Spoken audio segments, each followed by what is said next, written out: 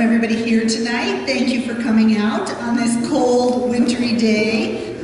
We are happy to have Kristen. I did not practice Kristen's last name, so Van Hooreweghe here to talk to us tonight about, she's with the Climate Coalition. She's lived all over the Northeast. She's a Midwest girl like I am. She's from Illinois, but she's lived in several states around the Northeast.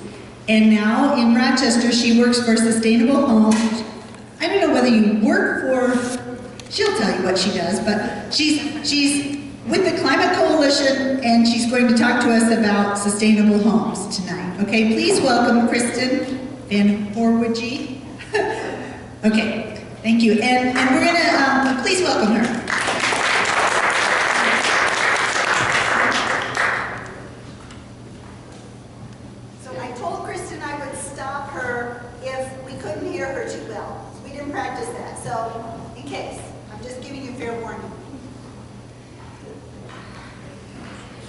Thanks everyone again for coming out on this snowy evening. A little closer. Okay.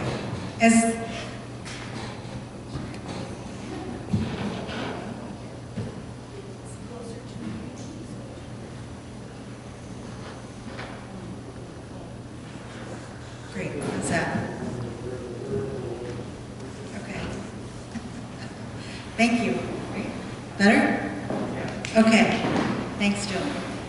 As she mentioned, I have moved around a lot, one place being the North Country. I taught at SUNY Potsdam in the Adirondack Environmental Learning Community, so I am especially grateful to be here tonight with fellow folks who enjoy the Adirondacks as much as I do, and maybe we can swap favorite hiking spots at the end. And so I am with the Rochester People's Climate Coalition, and I work on the Sustainable Homes Rochester campaign, which is a partnership between the City of Rochester, Pastone, which is a nonprofit housing council in Rochester, and the Rochester People's Climate Coalition. And so before we sort of jump into what Sustainable Homes Rochester is, I can't help but start with some beautiful photography from the Adirondacks. And just, throwing it out there for the group, what are some ways we know climate change is going to impact the place we love, the Adirondacks? Is anybody familiar with some of the ways? Acid rain is coming back to the Adirondacks because of that. They cleaned it up and it was gone, and now it's coming back. Right, so problem we thought we solved, we're seeing again. Other impacts of climate change on the Adirondacks you might be familiar with. More extremes of weather. Right, more weather extremes, right? Some concerns about loss of snowpack, which will affect tourism. You can just yell it out. You had a comment. What? Yeah. Oh, I just said it would affect the terrible in the Adirondacks. Okay. We do have, it will affect the biodiversity, our wildlife biodiversity, which we'll hear a little bit more about later. Yeah, in the back there. Invasive insects and birds species moving north. Right, exactly. Interruptions of our migratory patterns, invasive species, right? Should, probably will be, another entire topic for the Adirondack Mountain Club. Species that are disappearing. Right, the loss of species. So all of these, tragic ways that this will affect the Adirondacks. And so what Sustainable Homes Rochester can do, right, is in a small part, start to address the problems associated with climate change that will inevitably ripple out to the Adirondacks, right? So the average New York home uses most of its energy to heat buildings, right? And the City of Rochester's Climate Action Plan has identified the greenhouse gas emissions associated with heating our buildings as a primary cause of our greenhouse gases in the city. This is not uncommon. I actually just read that New York State leads the nation in terms of greenhouse gases coming from its buildings. I'm imagining that's because we have a lot of buildings. But that means we have a pretty heavy lift in terms of making that reduction. So that's why the City of Rochester decided that to implement the Sustainable Homes Rochester campaign as an effort to reduce the greenhouse gases from our buildings. So over 56% of the energy we use in a typical New York home just goes to heat. And a day like today is a stark reminder of why that's the case, right? So, I'm here to tell you that there is a better way to heat and cool your home, right? Or, what is clean heating and cooling? So, before we dive in, do we have any heat pump owners out here today? I know we have one. She's not a plant. Really? Do we have any heat pump owners? Do you have a heat pump on your home? Raise your hand. Hey, all right. Not my house, but my church has it. Okay, all right. So we have some. Feel free to, chime in at any time. And also, you should feel free to interrupt with any questions that you might have, right? So, as I mentioned, the Sustainable Homes Rochester is this campaign, this partnership. Hold on a minute. Can you hear her speaking? Okay, all right. Can you hear her, Tom? Okay, just checking. Sure. Confirming. So we are funded by NYSERDA, which is the New York State Energy Research Development Authority. Right? They modeled it after the New York State Solarize campaign, and as part of this, we work with a group of installers who have been vetted through NYSERDA's strict request for proposals. So. The goals of the campaign are to increase public awareness. We have 3 people here who know what heat pumps are. In full disclosure, I didn't know what a heat pump was in April. So we do want to enroll homeowners in the program, and NYSERDA's goal is to build long-term interest and demand in heat pumps. The City of Rochester and the Rochester People's Climate Coalition's goals are to educate residents about energy efficiency and heat pumps as a way of reducing those greenhouse gases. And move us towards what is known as beneficial electrification, which for some reason I always have a hard time pushing those 2 words together, right? The idea of beneficial electrification is trying to eliminate gas from as many ways possible from your home. So heating and cooling, your hot water heater, your stove. The technology for cooking on electric stoves has changed. It's not your grandmother's electric stove, right? Electric induction stove.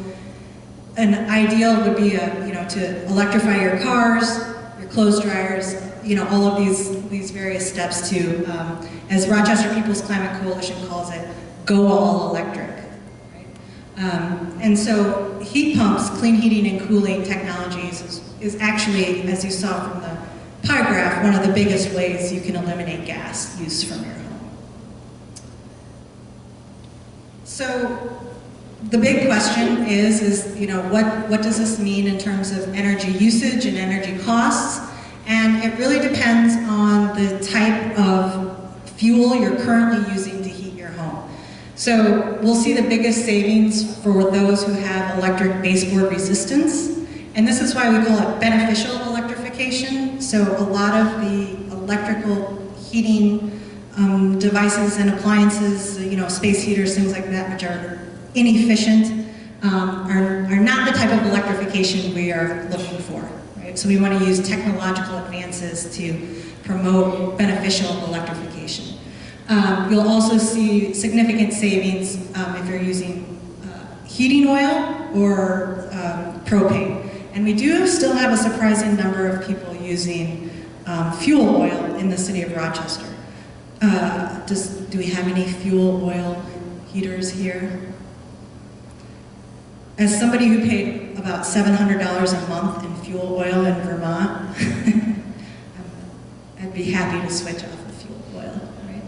And so the conundrum is that the cost savings are roughly equivalent, about $100 per year, if you're using natural gas. And that's because of the artificially low deflated costs of natural gas. Right? But you do get to get rid of your monthly gas charge from RG&E, which is about $16 a month. Okay. So the first step is that we're encouraging is energy efficiency. And so the first step of the program is to, we're all eligible for a free energy audit. We technically pay a surcharge on our RG&E bills that pay for this free energy audit, so. Who would do that? So if you think, good question.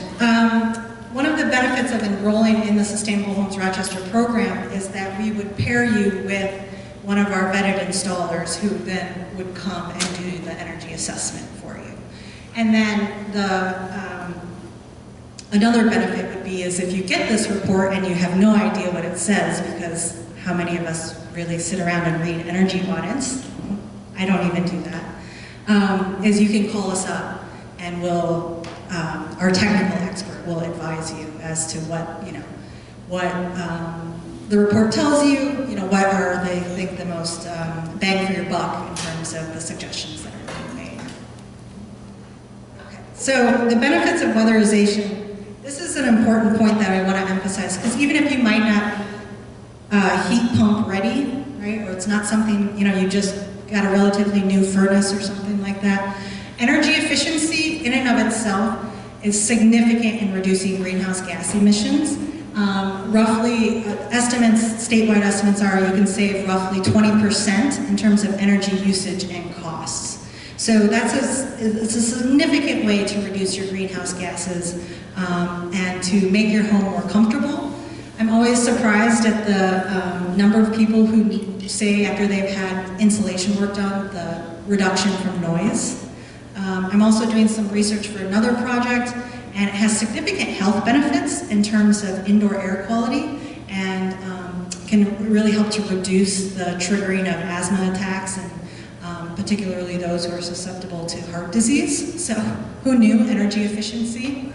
Yeah. When you say weatherization, you're talking about adding insulation, and are you talking about stuff around your windows, or what would you be referring to? Great question. She really isn't the plan either. What's involved in weatherizing your home? There are several different things, but this program in particular, because you get the most bang for your buck and the biggest reduction in energy usage, is an air sealing. So like you said, stopping the air from leaking out in little cracks and crevices, right? Sealing leaks in the attic and in the basement, and then also through insulation, right? So adding insulation, particularly, your attic, the rim joists in the basement where your house and where your house is meeting the ground, right? The foundation. And it typically involves, cellulose or spray foam insulation. They don't have to take out your walls or anything like that. They might, in the one picture on the left, they just took a piece of the siding off, they'll drill in, they can blow it in, replace it. You won't even know that they've done it. Right? And the other picture is a guy, I believe, in the attic, insulating the attic. And so these energy efficiency technologies are the most significant in terms of reducing energy costs.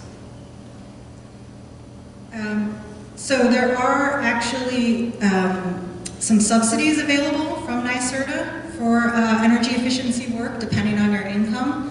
The Empower program, if you're,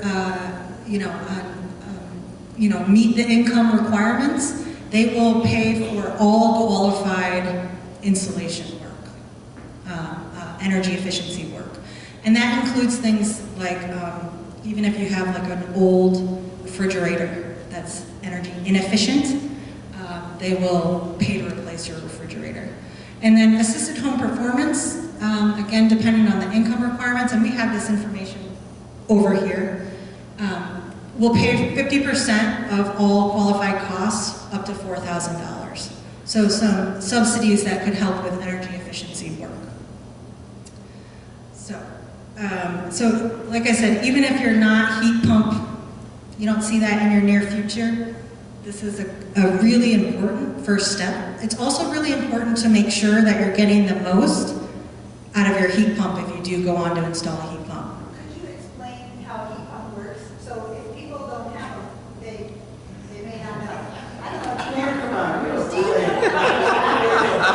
Will, yeah. Quick question on the previous one. Yeah, What would be not qualified installation? great question. Empower won't do windows.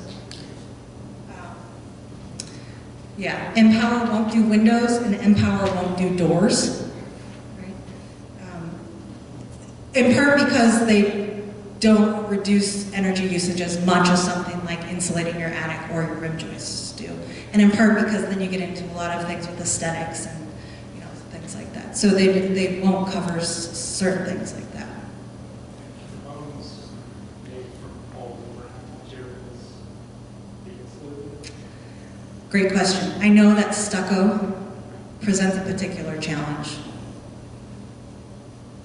Hopefully we didn't lose anybody on that one. It's not that it can't be done, it's just not as easy as popping off one of the clapboards. Yeah. So, good question. And also, like I said, we will explain what a heat pump is. So the quiz is we already have a heat pump in our home. Does anybody know what it is? But I think this tells you. It does. It's our refrigerators. Right? So heat pumps are using the same technology that our refrigerators use, right? And it is just the process of, rather than with traditional, forced air furnace, we have to combust fossil fuels in order to generate heat, right? And what a heat pump does is it's using refrigeration technology, and it's actually just moving heat from one space to the next, right? And I'll get into how it's, where it's moving heat from, right? So it's just a transfer of heat into a space. So with your refrigerator, all you're doing is you're not cooling that box, right? You're actually taking the warm air out of the refrigerator, compressing it, and it's coming out the back. So if you've ever put your hand behind your refrigerator and feel that like hotter air, that's what the heat pump is doing, right? And so humans are really, really smart when we want to be. And so sometimes it hurts my brain to think about the thermodynamics of everything, but we're using the same technology, yeah. What it's actually doing is removing heat from the outside air. Correct, right. There are two basic types of heat pumps. One is the air source heat pump, right? And one is the ground source heat pump. So for the air source heat pump, it's removing the heat from the air, compressing it and shifting it into your house. The fabulous thing is that it does the same thing in the summer but in reverse. So with the heat pump, even though its name is heat pump, you're also getting air conditioning, right? And so in the summer, it's taking the heat out of the air in your house, compressing it and pushing it outside.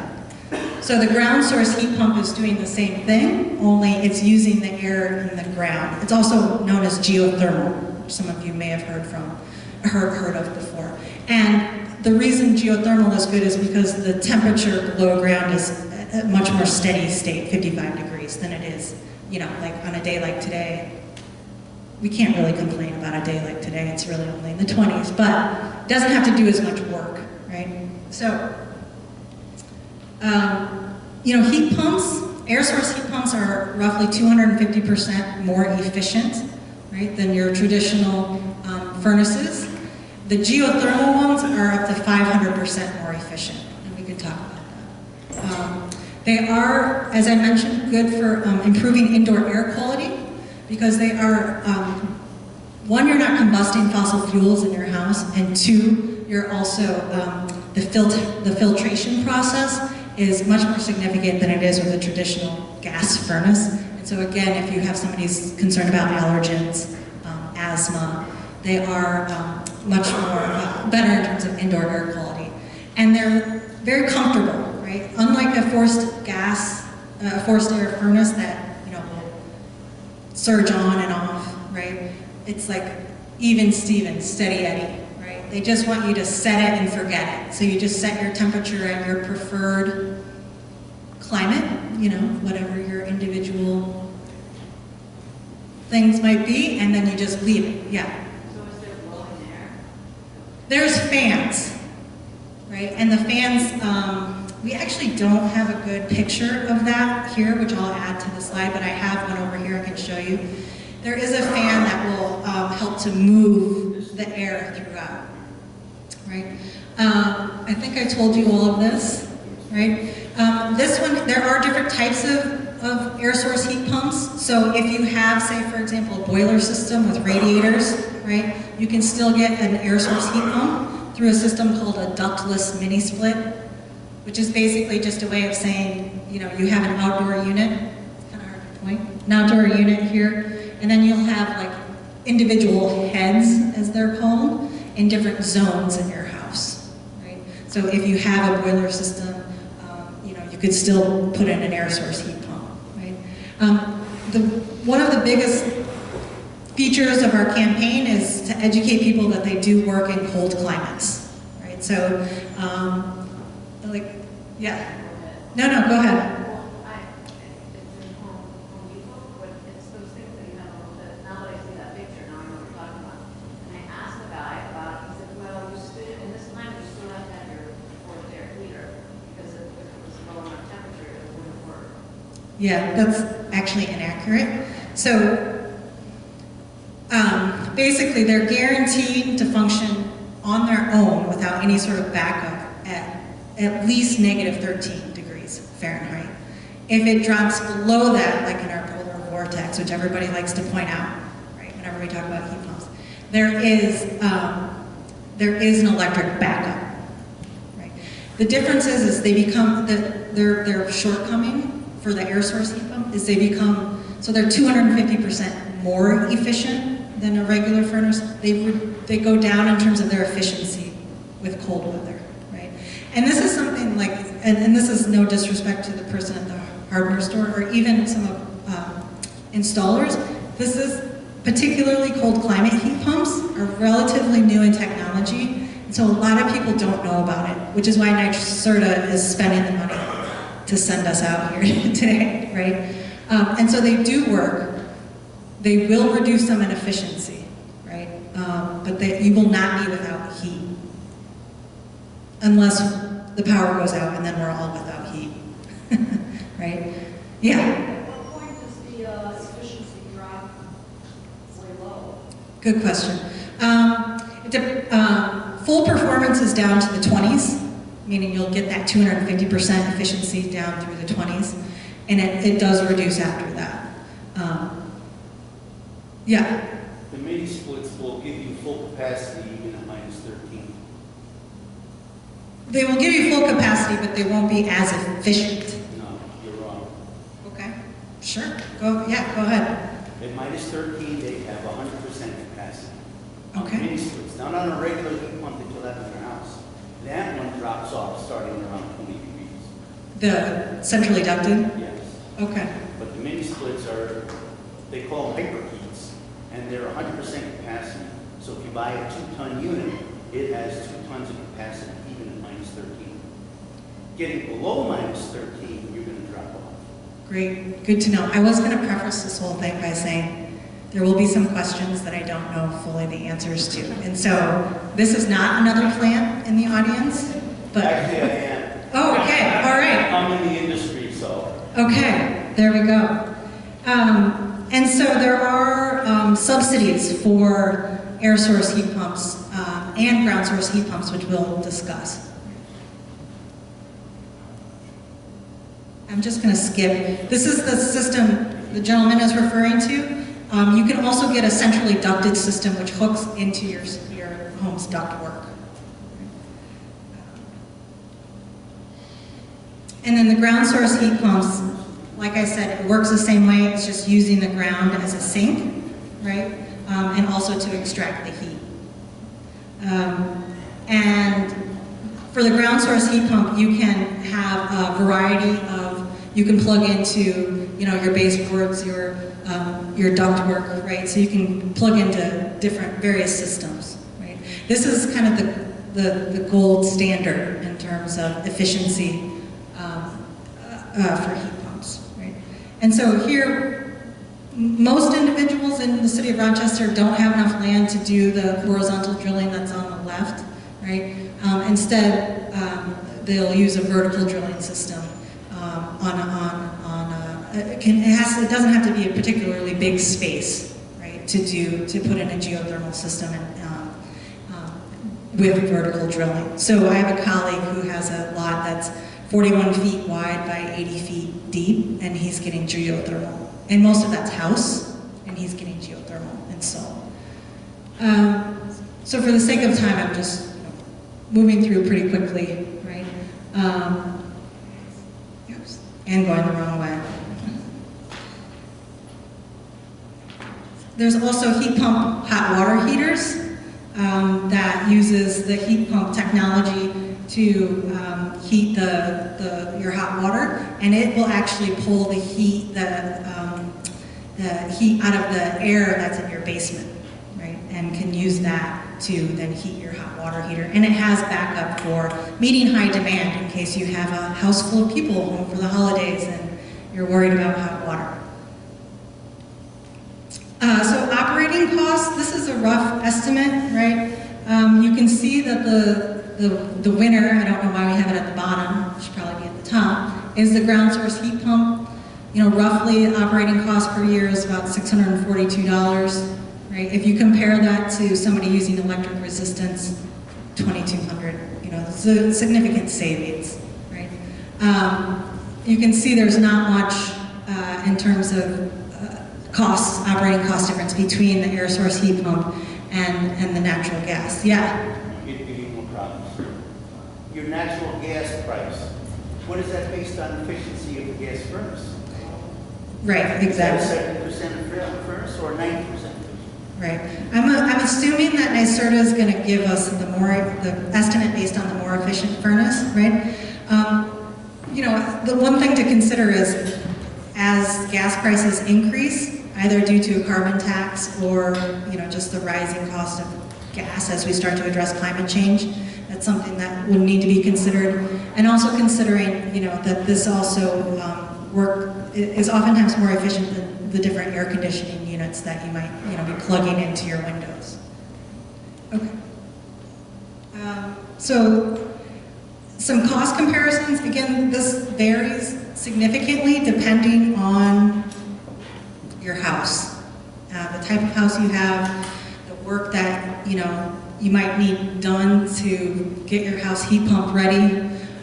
These are estimates that come from NYSERDA, and this is before the NYSERDA rebates, right? And it also has information here on your lifespan in terms of how long they last. And that's one of the nice things about the ground source heat pumps is that once you drill and put in the coils, we're not replacing those, and your children aren't replacing those, and probably their children aren't replacing those, right? They have a long lifespan.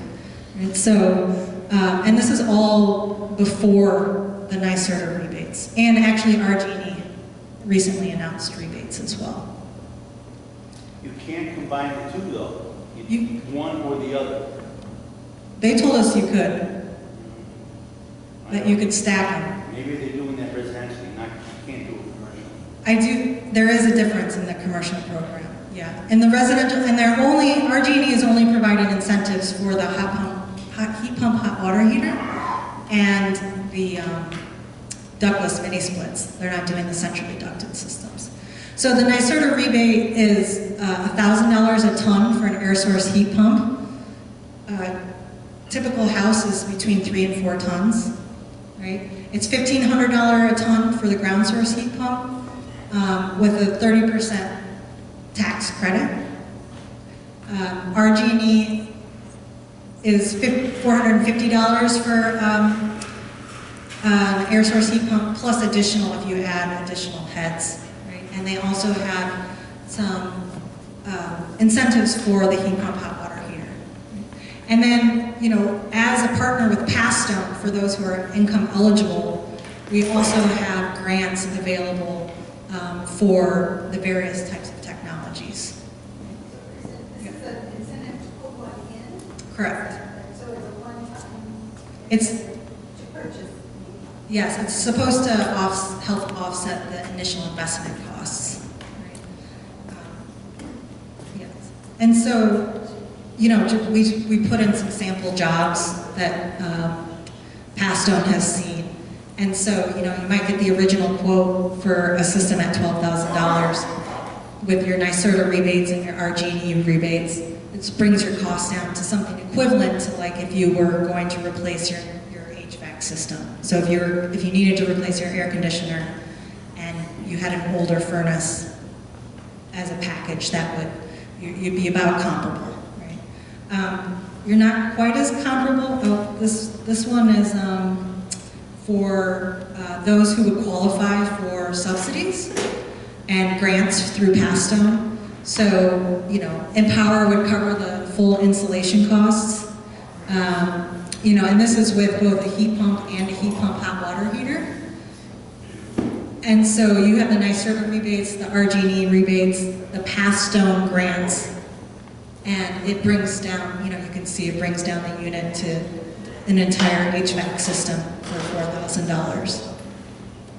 And again, this will, I just want to reiterate, vary depending on your house. And we also have financing options. Well, we don't. Rochester People's Climate Change doesn't. But NYSERDA has financing options, and so does Pastone. So, what's next? I first just wanted to announce we are having a Sustainable Homes Rochester 2020 campaign kickoff at Three Heads Brewing on February 6th from 4:30 to 6:30. And we will have a demonstration truck there that will have heat pumps that you can try out. I mean, you can see what they look like, you can feel what they feel like, which it does actually feel a little bit different than just being in a regular heated space. And so you can come join us and have a beer, test out a heat pump, talk to some people in the industry, ask some questions. So we'd love to have you there. I can send a notice to Jill that she could maybe pass along. Yeah. Oh yeah, great. Yeah. 4:30 to 6:30. It's just like an open house. So anytime you want to swing through. You know, the benefit of the campaign is that we are here to offer information for you, answer your questions. We do have a technical expert who I direct these technical questions to, just so I'm not giving you misinformation, right? And who, you know, we are biased in the sense that we want people to get heat pumps to reduce greenhouse gas emissions, but we're not associated with any particular installer. Right? And so you can also talk to other people who've been through the process. We are trying to set up some home tours. We had one geothermal home tour in the fall. We'll set up another one for the spring. We have a lot of information over here on heat pump technology and the program, and also enrollment forms. Our favorite volunteer, Will, here, also has a sign-up sheet that he just reminded me about, which is just about if you want to be on our very low, in fact, we haven't even started it yet, email list to announce information and events associated with Sustainable Homes Rochester. Right? So there's enrollment in the program. Then the first step is to get the energy audit, discuss your goals with the person. They'll come, they'll say what's best for your house, what size you need. You can ask them questions, you can ask us questions. You don't have to buy anything, right? It's just, knowledge is power. Maybe this is something you put on your 5-year plan, right? I don't have one of those, but I hear people have 5-year plans, right? You can consider your options, attend a house tour, ask us if you have questions, and maybe see if you are able to get some work done, and what steps might work best for you to go all electric, right? And finally, you could, even if you don't get a heat pump, but you're interested in the concept, you can help us spread the word, either in conversation on social media. We don't have a lawn sign. Sorry, I forgot to take that out. We do have a button. I'm pretty sure I'm the only one who's ever worn one. And, oh, Will's worn his. See, he is the best volunteer. or you could join us as a volunteer. So again, thanks for coming on the snowy night, and for as much time as Jill allows, I'm happy to answer any questions. Yeah. Foam insulation. Does the newer foam insulation still shrink? And how much do they off gas? Can I ask? Sure. No, I'm not answering. Actually, I can. The new foam insulation works very, very well. And the process they use, it expands and then takes the shape of it. So it fills in all the gaps and there's no real off gas. Yeah, you know, I got stuff that was 30 years ago. Yeah, all the old stuff, it shrank in. I actually did a study for our RBE about 40 years ago. And the old stuff did shrink like 40%. Really? So you end up with a hole in your wall thinking that you were insulated, and it wasn't. Yeah. So if you had the free energy on it in the past, maybe did some work or whatever, is there some period of time, some number of years before you're eligible for another free energy audit to see how you're doing now? How long ago was it?